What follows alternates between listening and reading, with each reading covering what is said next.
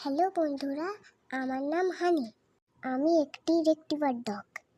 আমার জীবনেরও একটা গল্প আছে। আমার খুব ইচ্ছা আমিও মানুষদের মতন তোমাদেরকেও আমার জীবনের গল্পটা একটু বলি। আমি 15ই নভেম্বর 2023-এ এই পৃথিবীতে আসি। তখন অবশ্য আমি পৃথিবীর আলো দেখতে পাইনি। আমি নিজেকে যতই মানুষ ভাবি না কেন, আসলে তো আমি কুকুর। তাই পৃথিবীর আলো দেখতে 21 দিন সময় লেগে গেছিল। তারপর মা কি বস্তু সেটাই জানার আগে আমাকে অ্যাডপ্ট করে নেয় আমার ওনারের অতি আদরে আর যত্নে আমি ধীরে ধীরে বড় হতে থাকি। যখন আমার বয়স 6 মাস, তখন হঠাৎ ওনারের মনে হলো আমাকে সে আর রাখতে পারবে না।